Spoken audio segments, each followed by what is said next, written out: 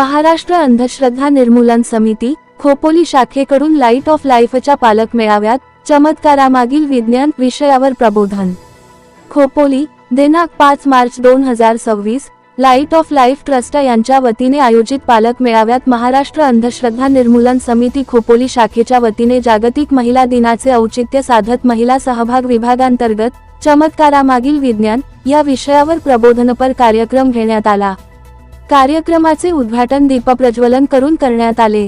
या कार्यक्रमासाठी खोपोली शाखेच्या महिला सहभाग विभाग कार्यवाह प्रतिभा मंडावळे संवादक म्हणून उपस्थित होत्या। त्यांनी आपल्या मांडणीत महिलांचे भोंदू बाबांकडून कशा प्रकारे शारीरिक, मानसिक व आर्थिक शोषण केले जाते तसेच समाजामध्ये महिलांना दुय्यम स्थान कसे दिले जाते यावर प्रभावीपणे भाष्य केले।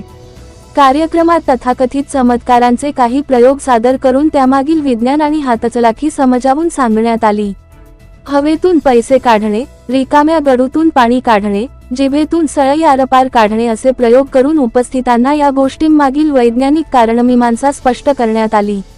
याशिवाय मन म्हणजे काय, मन कोठे असते, मन आजारी पडते म्हणजे काय, तसेच अंगात येणे या समजुतीमागील मानसशास्त्रीय आणि सामाजिक कारणांचा उलगडा करण्यात आला।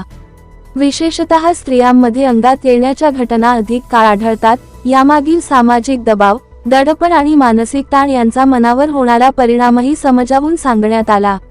कार्यक्रमाच्या शेवटी महिलांनी आपल्या मनातील प्रश्न निर्भयपणे विचारले पाहिजेत असा संदेश देण्यात आला। त्यानुसार उपस्थित महिलांनी विविध प्रश्न विचारले असून त्यांना प्रतिभा मंडावळे यांनी समर्पक उत्तरे दिली।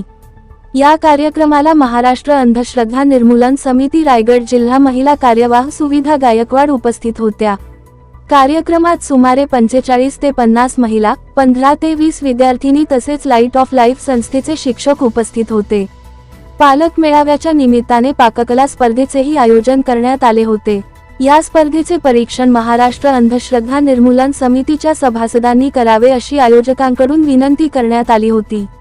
त्यानुसार समितीच्या सदस्यांनी स्पर्धेचे परीक्षण करून विजेत्यांना बक्षीस वितरण केले। या प्रबोधनपर कार्यक्रमामुळे उपस्थित महिलांमध्ये अंधश्रद्धांविषयी जागर निर्माण होऊन वैज्ञानिक दृष्टिकोन स्वीकारण्याची प्रेरणा मिळाल्याचे मत व्यक्त करण्यात आले।